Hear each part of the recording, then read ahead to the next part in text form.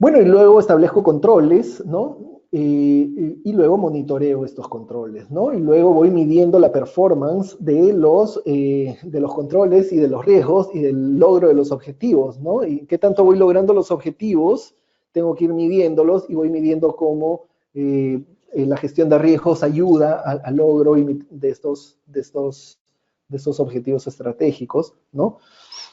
En fin, todo este marco, que es el más ilustrativo, el mejor a nivel, el más difundido a nivel mundial, nos da una idea de lo que es la gestión de riesgos, ¿no? Que, ojo, la gestión de riesgos la hace la organización. Nosotros como auditores debemos ver de que esté adecuada, que se lleve adecuadamente, ¿no? De acuerdo con este o con otro marco de referencia que tengamos, ¿no? He querido ponerles esto para aterrizar más el tema de cómo que se gestionan los riesgos, ¿no? Muy bien, este es un cuadrito que, perdón, es un esquema, ¿no? Que ilustra el rol de la auditoría interna bueno, en relación, en realidad, con la gestión de riesgos empresariales, ¿no? Y esto es algo que elaboró el Instituto de Auditores Internos para que de manera bien didáctica, como hay muchos casos en los que muchas personas dicen, oye, el auditor interno ya, bueno, da aseguramiento respecto de que la gestión de riesgos que hace la organización sea adecuada, pero también asesora. ¿Y en qué momento de repente ya está cruzando la línea entre ser un auditor interno con independencia y empieza a hacer actividades que ya rompan su independencia, ¿no? Este abanico, que va de izquierda a derecha, ¿no? Nos muestra las actividades, en azulito, las actividades que son propiamente de aseguramiento, ¿no? Que son puramente de auditor interno. Luego vienen las actividades en celeste, que son las de consulta o consultoría, que también son las que puede hacer un auditor interno. Y luego vienen estas en color morado, y estas en color morado son actividades que no debe hacer el auditor interno porque ya estaría involucrándose en gestión, ¿sí? Y que lo limitarían en cuanto a su independencia, ¿no? Démosle una repasadita.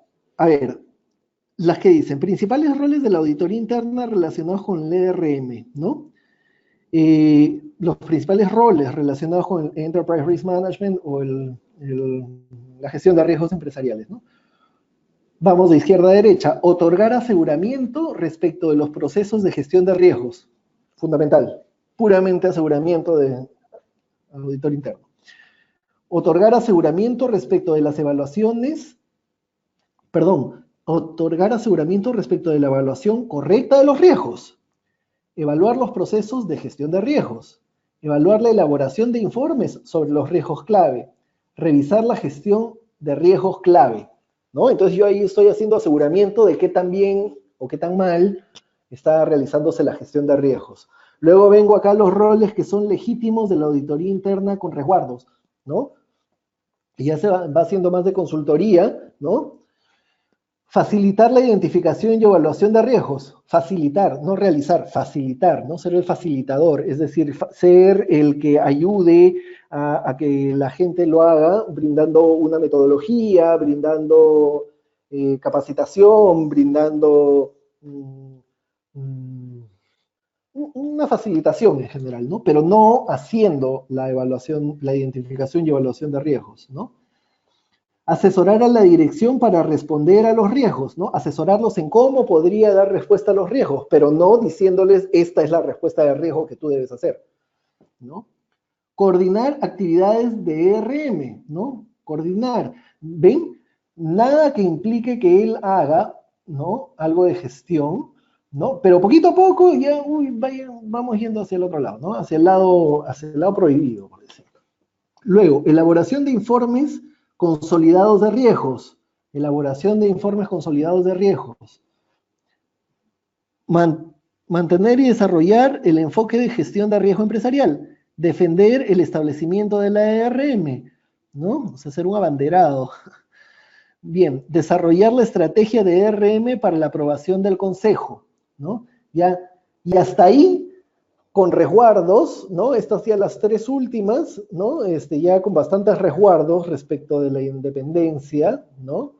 Y del no involucramiento con la gestión, puede hacer el auditor interno.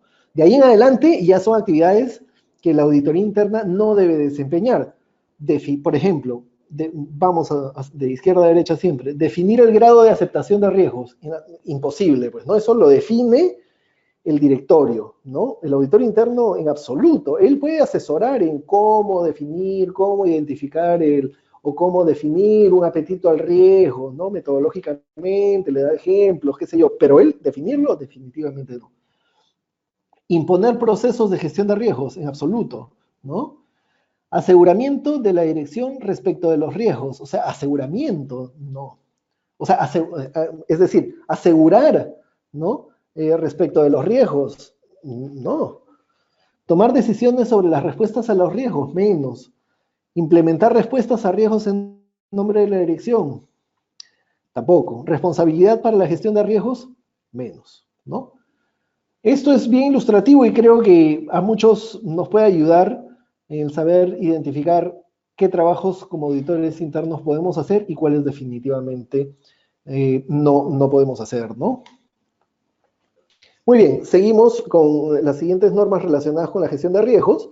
Dice el 2120A1, la actividad de auditoría interna debe evaluar las exposiciones al riesgo referidas a gobierno, operaciones y sistemas de información de la organización con relación a lo siguiente: logro de los objetivos estratégicos, fiabilidad de la información financiera y operativa, eficacia y eficiencia de las operaciones y programas, protección de activos y cumplimiento de leyes, regulaciones, políticas, procedimientos y contratos, ¿no? 2120A2 dice, la actividad de auditoría interna debe evaluar la posibilidad de ocurrencia de fraude y cómo la organización gestiona el riesgo, cómo la organización maneja y gestiona el riesgo de fraude, ¿no? ¿Ah? Ojo, evaluar la posibilidad de ocurrencia de fraude y cómo la organización lo gestiona, no dice que se va a encargar de hacer la gestión del riesgo de fraude, ¿no? Eso tenemos que tener claro.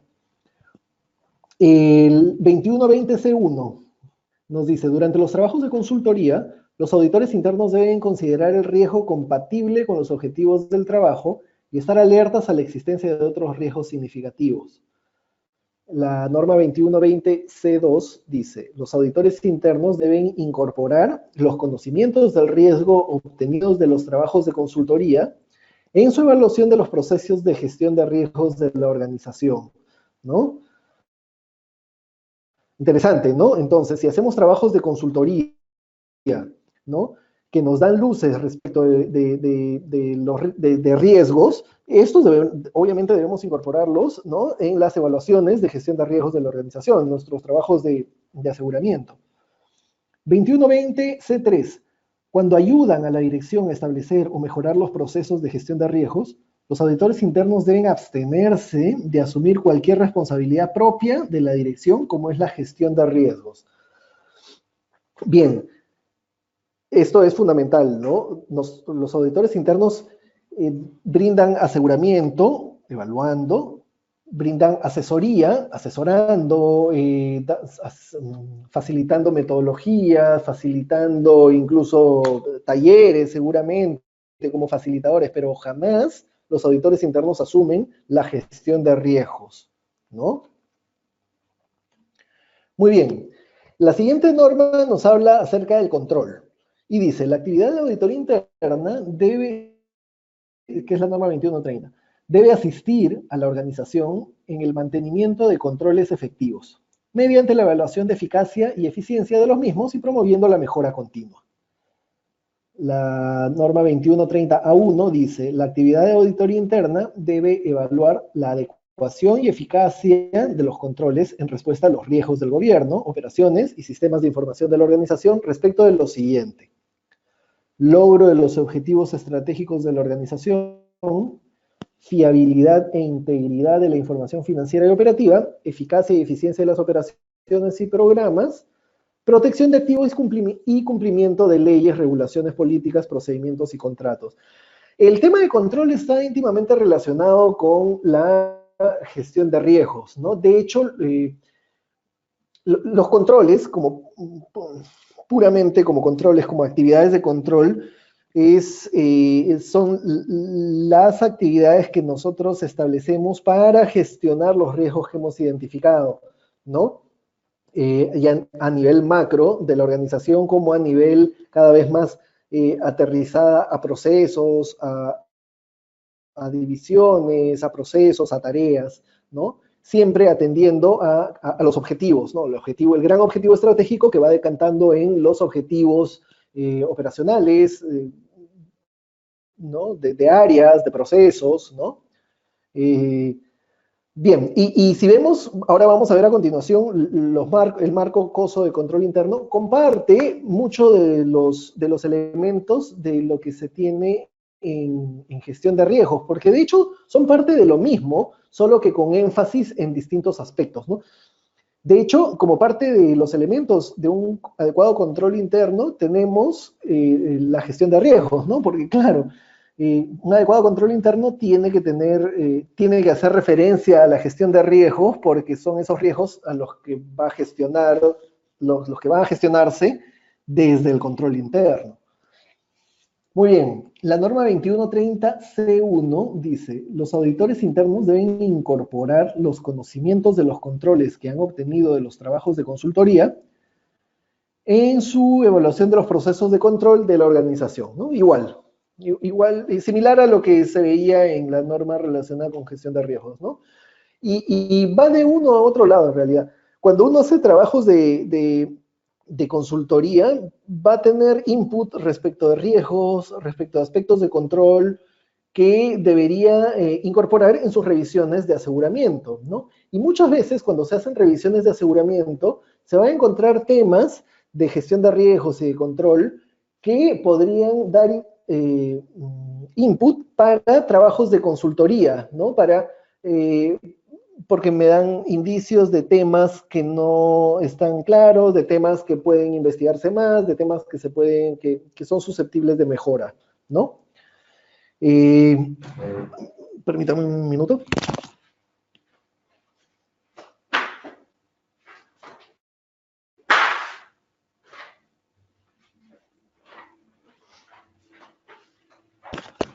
Muy bien. Entonces vemos aquí a manera de aterrizar el tema de control interno o control, les pongo los conceptos del marco integrado de control interno de COSO, ¿no? De este comité, ¿no? Que nos habla, también tiene un marco para la gestión de riesgos, también tiene un marco de control interno, ¿no? Nos dice de hecho, la definición que utilicé en unos slides precedentes era la de COSO respecto de lo que es control, ¿no? Es un proceso llevado a cabo por el Consejo de la Administración, o sea, por el directorio, la dirección, o sea, la gerencia, y el resto del personal de una entidad diseñado con el objetivo de proporcionar seguridad razonable en cuanto a la consecución de los objetivos relacionados con la operación, la información, el reporte de información y el cumplimiento, ¿no? Entonces, conceptualizado los elementos de un sistema de control interno es este cubo. Este cubo en el que hay un elemento de ambiente de control, de evaluación de riesgos, de actividades de control propiamente dichas, de información y comunicación y de monitoreo, ¿no? Relacionados con los objetivos de operación, de reporte y de cumplimiento a nivel de los distintos niveles de la organización, ¿no?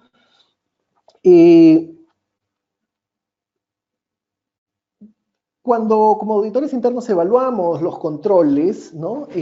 No solamente evaluamos pues, los controles puntuales, sino evaluamos todo, cuando vemos a nivel macro, evaluamos los controles que a veces no son percibidos por los auditores internos como controles, porque no están relacionados a un proceso específico, pero están relacionados con los riesgos macro, relacionados con los objetivos estratégicos, ¿no? Los objetivos estratégicos grandes tienen riesgos grandes, macros, ¿no? Que van a ir aterrizándose en distintos riesgos a distinto nivel. Pero, por ejemplo, tener una adecuada organización, una adecuada estructura organizacional es un elemento de control que permite a la organización organizarse, repartir tareas, repartir autoridad y repartir niveles de verificación de que se están cumpliendo las cosas para llegar al objetivo estratégico, ¿no?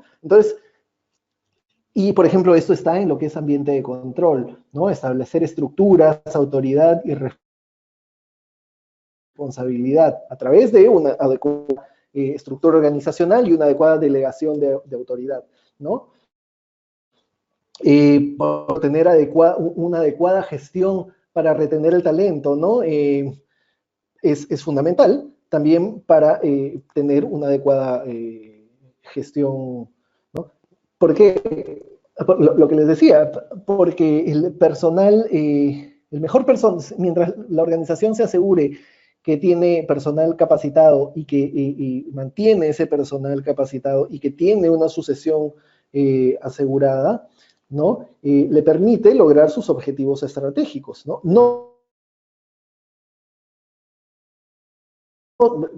Lo vemos desde la otra perspectiva, va a trastabillar, la va a hacer trastabillar y no le va a permitir lograr sus objetivos estratégicos, ¿no? Entonces está asociado con algún nivel de riesgo relacionado con un objetivo estratégico, ¿no?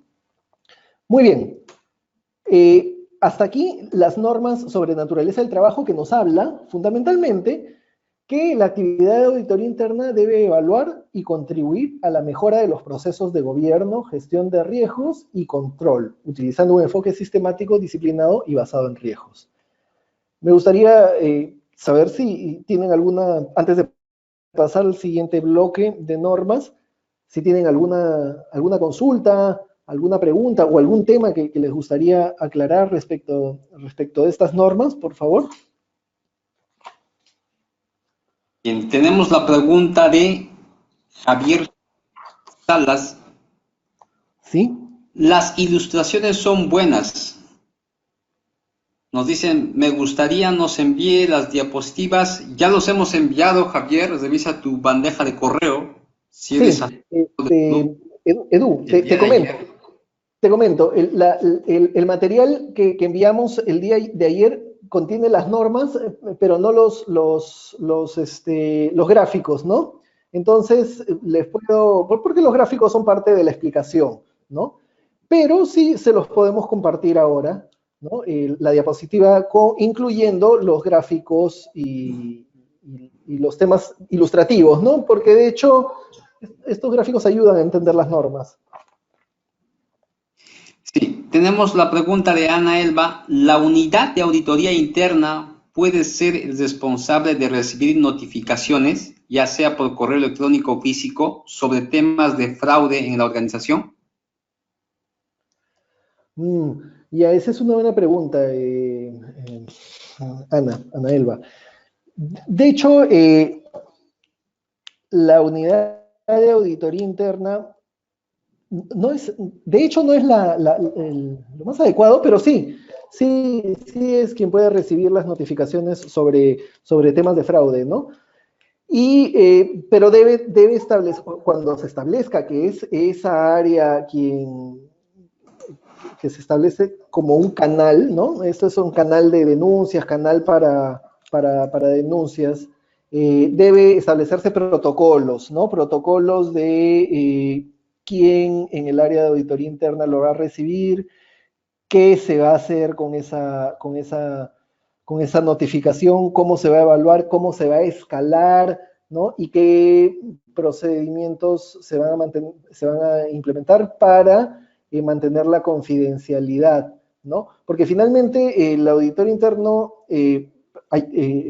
asesora en estos temas, ¿no? Hasta temas de fraude, hasta su nivel de entendimiento, pero es algo que debe comunicar al más alto nivel, ¿no? Dependiendo de lo que se esté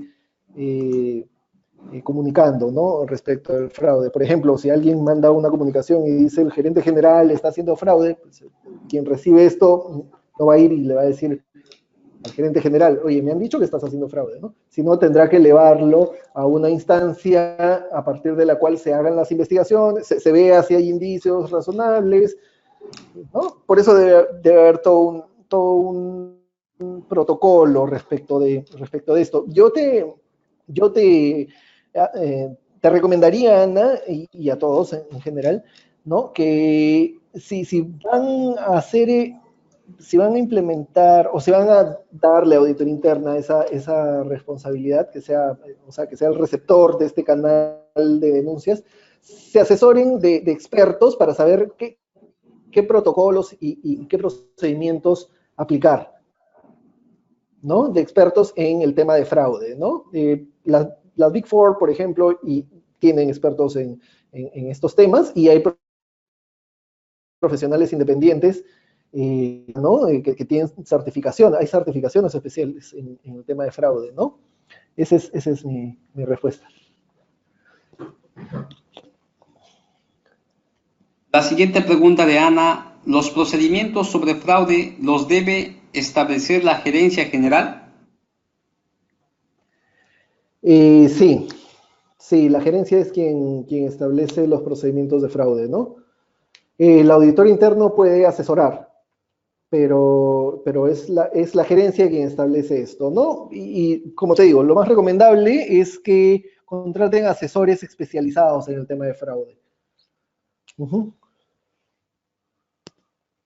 Bien, estamos a la espera de más preguntas. Si tuvieran preguntas, este es el momento para que lo puedan realizar vía chat como también vía micrófono.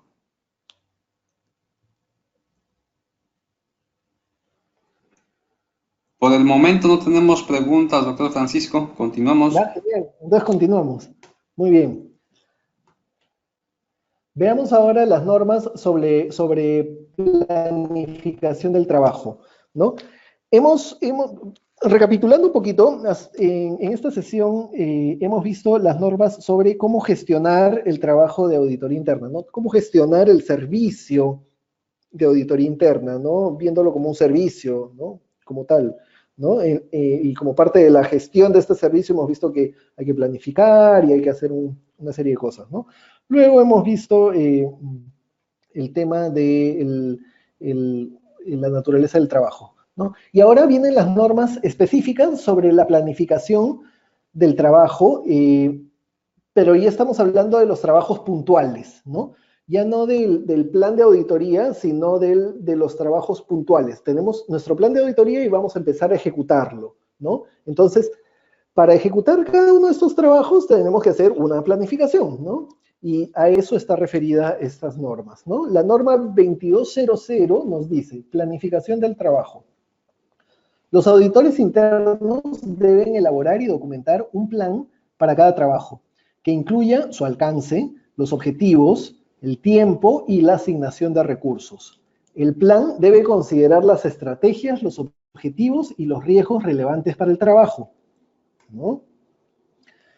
La norma 22.0, y esto, disculpen que me interrumpa, esto, la planificación del trabajo finalmente se plasma en un documento, ¿no? Que puede ser un memo de planificación o puede ser un programa de trabajo, ¿no?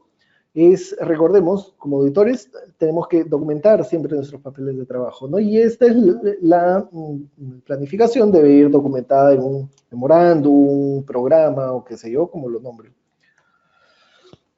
2201, consideraciones sobre planificación. Al planificar el trabajo, los auditores internos deben considerar las estrategias y objetivos de la actividad que está siendo revisada y los medios con los cuales la actividad controla su desempeño. Interesante, ¿no? Los riesgos significativos de los objetivos, recursos y operaciones de la actividad y los medios con los cuales el impacto potencial del riesgo se mantiene a un nivel aceptable, ¿no? Entonces, se dan cuenta que vamos viendo ya el concepto de cómo, si es que se está gestionando el riesgo, los riesgos relacionados a ese trabajo de auditoría en específico, ¿no? A esa área, proceso, qué sé yo. La adecuación y eficacia de los procesos de gobierno, gestión de riesgos y control de la actividad comparados con un enfoque o modelo relevante, ¿no?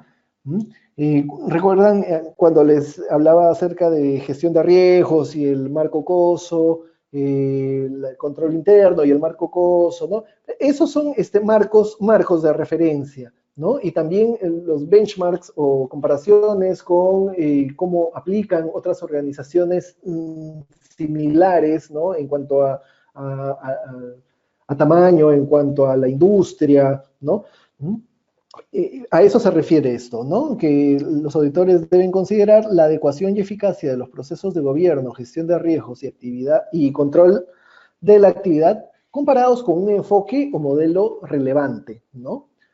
También deben considerar las oportunidades de introducir mejoras significativas en los procesos de gobierno, gestión de riesgos y control de la actividad. La subnorma 2201A1 nos dice, cuando se planifica un trabajo para partes ajenas de la organización, los auditores internos deben establecer un acuerdo escrito con ellas respecto de los objetivos, el alcance, las responsabilidades correspondientes y otras expectativas, incluyendo las restricciones a la distribución de los resultados del trabajo y el acceso a los registros del mismo, ¿no? Bueno, esta es una norma relacionada con trabajos de aseguramiento, ¿no? Para partes ajenas a la organización, ¿no? La subnorma 2201C nos dice que los auditores internos deben establecer un acuerdo con los clientes de trabajos de consultoría referidos a objetivos, alcance, responsabilidades respectivas y además expectativas de los clientes, ¿no? En el caso de trabajos significativos, este acuerdo debe estar documentado, ¿no? En realidad, bueno, el instituto sabe por qué lo pone de esta forma.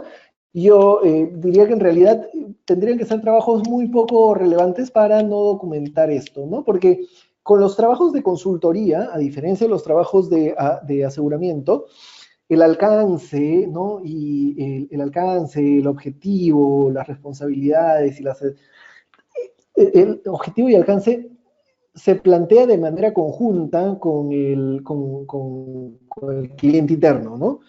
A diferencia de los trabajos de aseguramiento, en los que el objetivo y alcance los plantea el auditor, ¿no? ¿Por qué? Pues porque son trabajos de consulta, de consultoría, ¿no? Que nos piden, por favor, tú como experto, ayúdame viendo este tema, ¿no? Y pues siempre es por un lado es un salvavidas y por otro lado es, bueno, es documentar lo que se está requiriendo, ¿no? Como cuando alguien solicita cualquier servicio de cualquier cosa, uno tiene que documentar bien qué es lo que está pidiendo y a qué se está comprometiendo quien va a realizar este trabajo. De igual forma, para los trabajos de consultoría, ¿no? Debe haber en el documento, que sea el documento de planificación, el documento del memorándum de planificación, o el programa de trabajo, ¿no? Ahí debe documentarse estos temas, ¿no? De común acuerdo, o sea, como un acuerdo común entre el solicitante y auditoría interna, ¿no? Muy bien. La siguiente norma dice objetivos del trabajo, ¿no? 2210. Muy bien, entonces estamos viendo normas sobre planificación del trabajo, ¿no? Debe haber una planificación, ¿no? Hay ciertas consideraciones y ahora vamos a ver el tema de los objetivos del trabajo. Debe establecerse objetivos para cada trabajo, ¿no? 2210A1. Los auditores internos deben realizar una evaluación preliminar de los riesgos relevantes para la actividad bajo revisión. Los objetivos del trabajo deben reflejar los resultados de esta evaluación, ¿no? Es decir, el objetivo del trabajo debe reflejar la evaluación preliminar de riesgos que se ha hecho, ¿no? Muy bien, porque el objetivo del trabajo del auditor es evaluar los riesgos que me pueden afectar los objetivos de lo que vamos a auditar, ¿no? O sea, veamos de manera clara eso, ¿no? 2210A2. El auditor interno debe considerar la posibilidad de errores, fraude, incumplimientos y otras exposiciones significativas al elaborar los objetivos del trabajo, ¿no? Entonces, cuando decimos, vamos a hacer la planificación de este trabajo en específico, si bien yo no soy el encargado de gestionar el fraude, de la gestión de riesgos de antifraude, ¿no? Debo considerar la posibilidad de fraude en lo que vamos a auditar, en el proceso, en el área, qué sé yo, ¿no? La probabilidad de errores, ¿no? De incumplimientos y otros temas que podrían afectarnos los objetivos del trabajo y el alcance del trabajo, de hecho. La norma 2210A3 dice, se requieren criterios adecuados para evaluar el gobierno, la gestión de riesgos y los controles. Se requieren criterios adecuados para evaluar el gobierno, la gestión de riesgos y los controles, ¿no? Los auditores internos deben cerciorarse de que la dirección, o sea, la gerencia, o el consejo, o el directorio, han establecido criterios adecuados para determinar si los objetivos y metas han sido cumplidos. Si fuera apropiado, los auditores internos deben utilizar dichos criterios en su evaluación. Si no fuera apropiado, los auditores internos deben identificar criterios de evaluación adecuados junto con la dirección y el consejo, ¿no? Es decir, se requiere un marco de referencia para evaluar el gobierno, la gestión de riesgos y los controles, ¿no? Interpretación. Los tipos de criterios pueden incluir internos, por ejemplo, políticas y procedimientos de la organización, ¿no? Externos, leyes, regulaciones, ¿no? Prácticas líder, guías profesionales o sectoriales, ¿no? Estos son lo que les decía, ¿no? Marcos de referencia o criterios de referencia, ¿no? Que van a ser los que van a determinar, ¿no? Van a ser los criterios con los que se va a realizar la evaluación, ¿no? Se va a evaluar si algo está dentro de lo esperado o no. Muy bien, la norma 2210C1, relacionada con consultoría, nos dice que los objetivos de los trabajos de consultoría, ¿no? Deben considerar los procesos de gobierno, riesgo y control, hasta el grado de extensión acordado con el cliente. Recordemos que los trabajos de consultoría siempre van a ser a partir de un pedido específico, ¿no? Y el pedido específico debería incluir estos parámetros, ¿no? De hasta dónde los trabajos de consultoría deben considerar los procesos de gobierno, riesgo y control, ¿no? Porque le permiten al auditor tener claro el objetivo y claros el alcance de su trabajo, lo ayuda a ser eficiente y lo ayuda a poder defender su trabajo y decir, bueno, mira, te he dado el trabajo de acuerdo a lo que tú me pediste, ¿no? No te estoy dando una camisa porque me pediste un pantalón, ¿no? Para dejarlo de manera clara, ¿no? Muy bien. La norma 2210C2 nos dice, los objetivos de los trabajos de consultoría deben ser compatibles con los valores, estrategias y objetivos de la organización, ¿no? Muy bien. 2220, alcance del trabajo. El alcance establecido debe ser suficiente para alcanzar los objetivos del trabajo. Esto suena lógico, ¿no? Pero muchas veces en el día a día con las premuras que a veces hay sobre los auditores internos, los auditores internos pueden fallar en esto y tienen que tener bien claro que el objetivo, ¿no? Es el punto de partida fundamental de todo trabajo, ¿no? Y que el alcance está en función al objetivo, ¿no? Y está en función al objetivo y me debe permitir lograr los objetivos del trabajo, ¿no?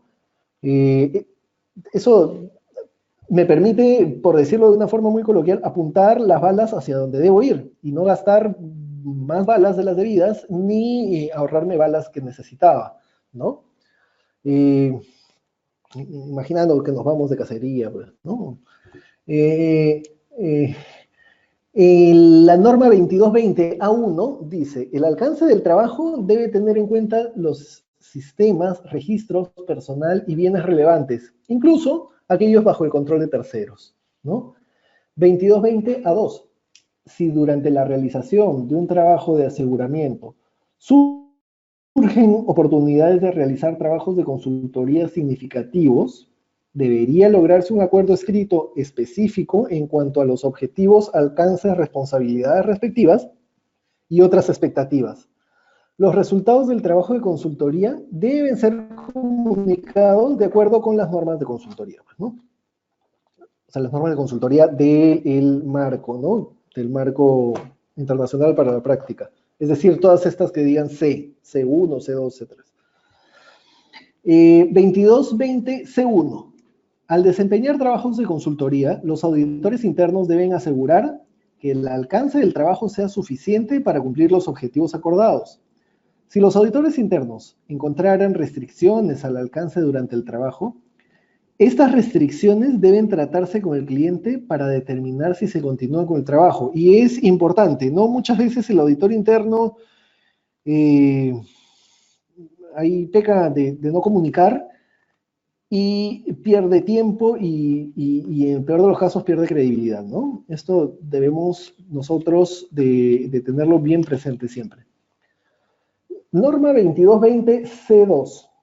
Durante los trabajos de consultoría, los auditores internos deben considerar los controles consistentes con los objetivos del trabajo y estar alertas a los asuntos de control significativos, ¿no? Recuerden, todo trabajo que hacemos de consultoría nos brinda inputs adicionales, al igual que los trabajos de aseguramiento que nos brindan inputs adicionales para posibles trabajos de consultoría, ¿no? Por eso es importante que el auditor haga su trabajo con el debido cuidado profesional y con la debida diligencia, ¿no?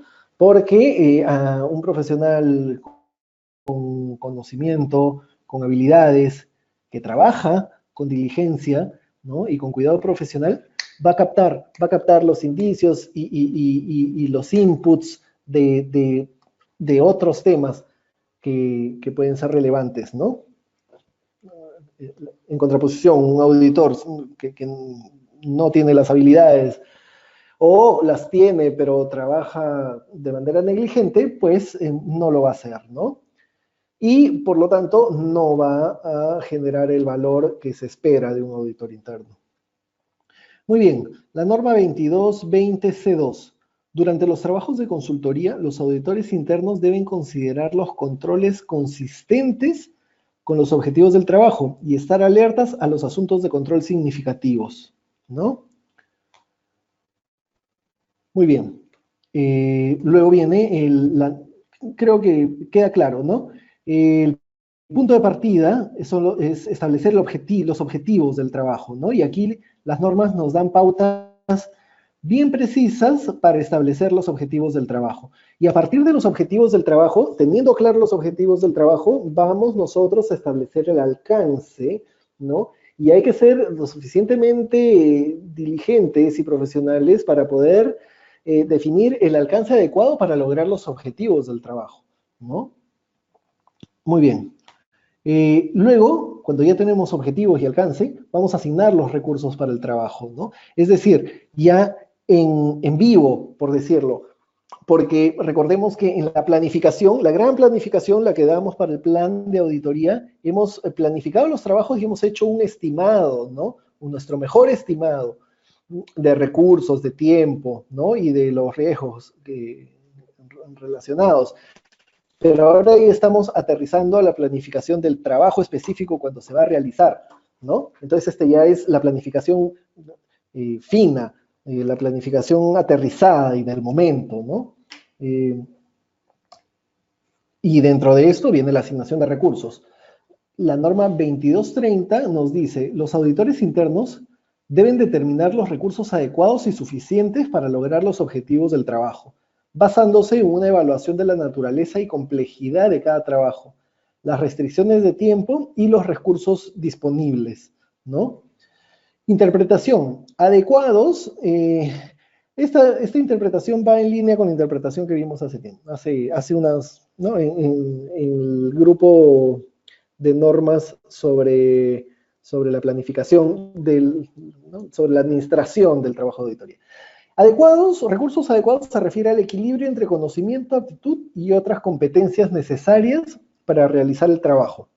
Y suficientes se refieren a la cantidad de recursos que se necesitan para realizar el trabajo con el cuidado profesional adecuado.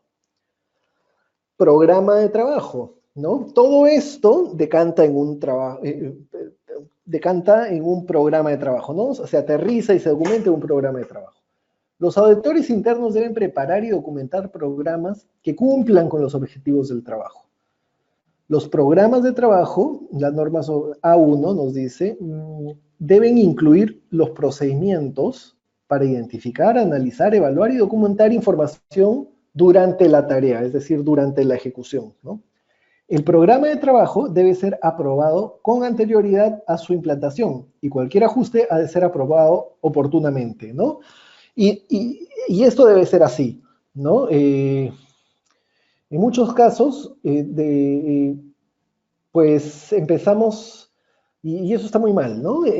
Los auditores empiezan a hacer su trabajo y luego empiezan a documentar el programa de trabajo con las actividades específicas, y eso realmente no nos sirve. A la larga no sirve a nadie, y al que menos sirve es al auditor interno, ¿no? Eso sucede para salir del paso, pero debe ser algo que debemos erradicar definitivamente de la práctica, ¿no? Debemos trabajar de acuerdo con esta norma 224001, ¿no? El programa de trabajo debe ser aprobado con anterioridad a su implantación y cualquier ajuste debe ser aprobado oportunamente. 2240C1. Los programas de trabajo de los servicios de consultoría pueden variar en forma y contenido dependiendo de la naturaleza del trabajo, porque son trabajos que se realizan a pedido, ¿no? Por decirlo de alguna forma. Pero siempre deberíamos tener un esquema bajo el cual trabajar, porque nos permite ser más eficientes y más enfocados, sin que nuestro esquema sea una camisa de fuerza, ¿no? Muy bien. Hasta aquí han sido las normas sobre planificación del trabajo. Pues es el momento de hacer las consultas que tengan sobre estas normas de planificación del trabajo, con las cuales cerramos la charla del día de hoy. Doctor Francisco Zárate Santos Filimón pregunta, si no se cumplieran estas normas de auditoría interna, ¿cuál sería su sanción? Es la primera pregunta. ¿Ya? La segunda es, ¿servirá el dictamen a la entidad de una auditoría que vulneró las normas de auditoría interna? ¿Cómo? ¿Le serviría el dictamen a la entidad de una auditoría que vulneró las normas de auditoría interna? ¿Le serviría el dictamen?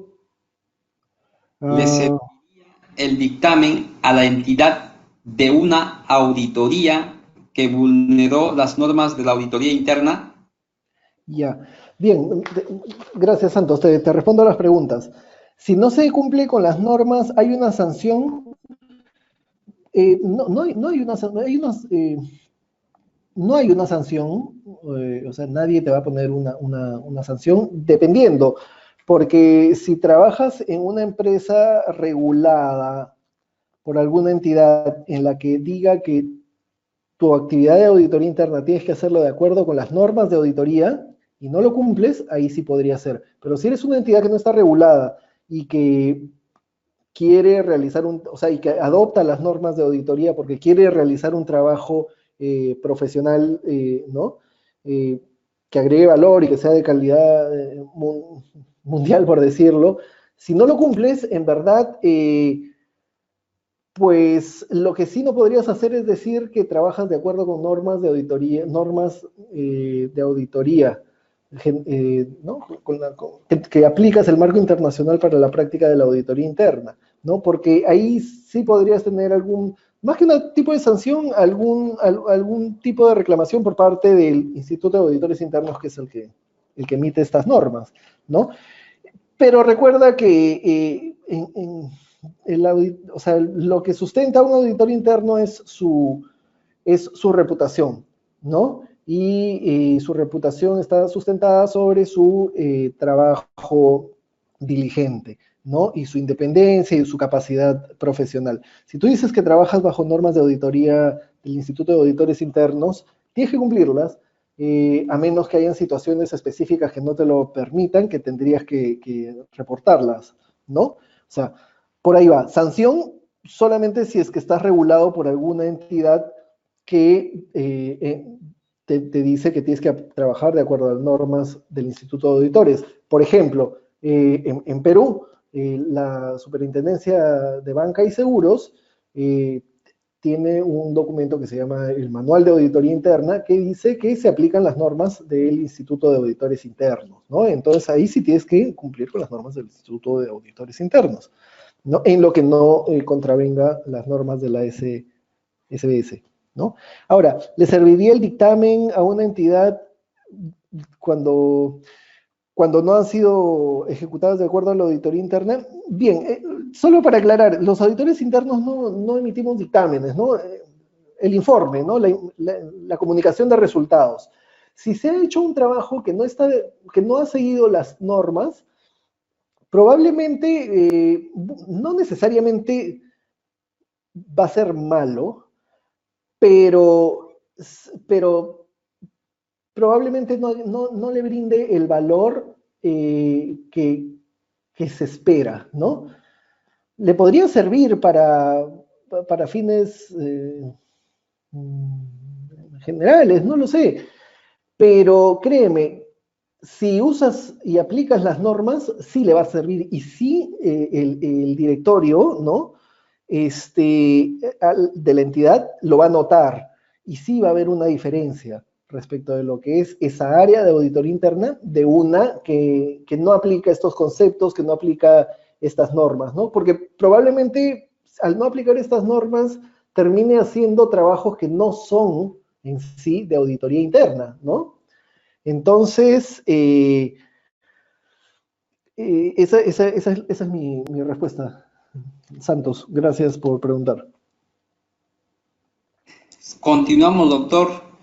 Roberto Carlos, ¿qué profesional debe realizar el informe? ¿Un contador o un administrador? El informe, ¿quién debe revisar o realizar? Sí, ¿qué profesional debe realizar el informe? ¿Un Bueno, contador o un administrador? un auditor interno, Roberto.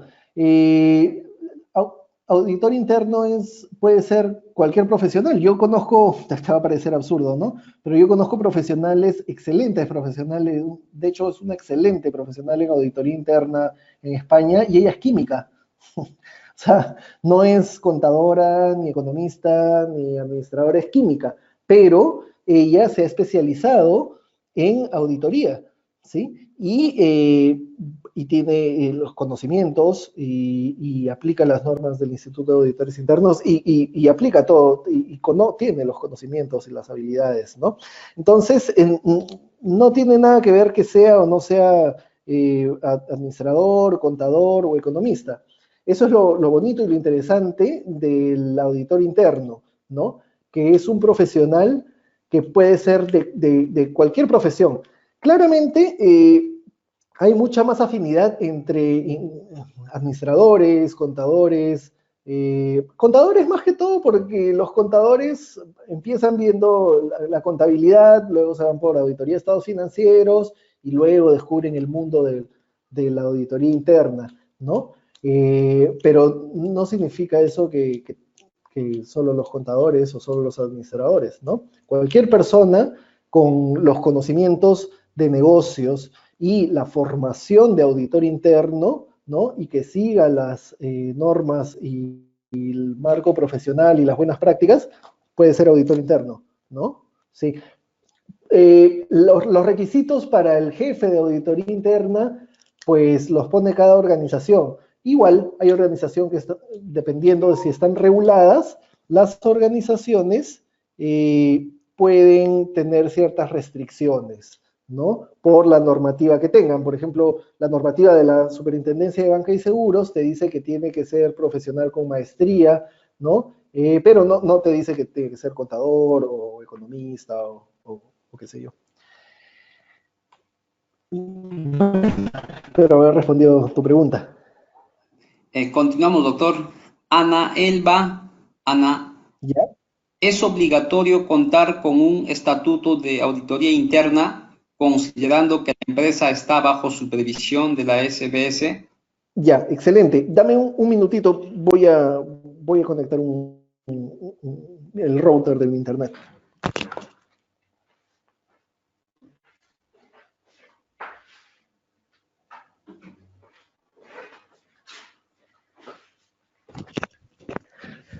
Sí,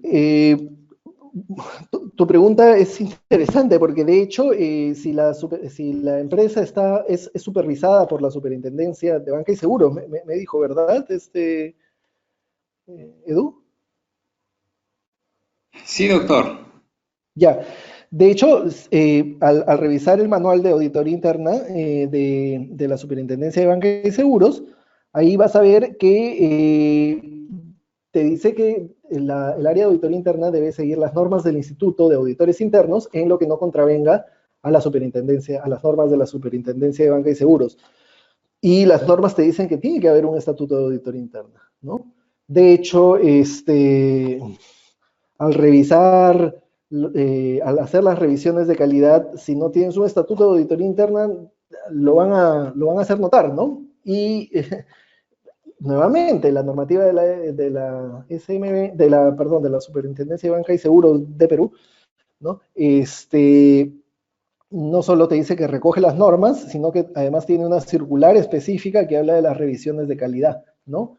Y las refiere a las revisiones de calidad del Instituto de Auditores Internos. Entonces, sí tienes que tener tu estatuto, porque en el estatuto estableces, ¿no? El propósito, el mandato, la independencia, como es el punto de partida, ¿no? Y el documento que empodera a auditoría interna, ¿no? Ahora, el estatuto puede estar formando parte de un gran documento que sea el manual de políticas y procedimientos, qué sé yo, ¿no? Pero tiene que haber los elementos que te requiere la norma para un estatuto. Uh-huh. Bien, continuamos. La evaluación externa lo podría hacer el auditor interno de una empresa vinculada a la organización. Sí, en tanto que no haya problemas de dependencia. Bien, eso ha sido todas las preguntas, doctor Francisco. Culminamos con sus palabras finales y sus últimas recomendaciones. El día de mañana estamos continuando con nuestra cuarta sesión. Sí, bueno, gracias. Gracias a todos por haber estado hoy día. Me alegra que haya habido muchas más preguntas, ¿no? Porque así podemos compartir más conocimiento. Nos vemos mañana en nuestra cuarta sesión y bueno, y espero que si tienen alguna pregunta que se quedó ahí en el aire de esta o de alguna otra sesión, mañana la puedan hacer sin ningún problema. Bien, muchísimas Bueno, gracias, doctor Francisco. Muy buenas noches. gracias, Edu. Hasta mañana. Hasta mañana.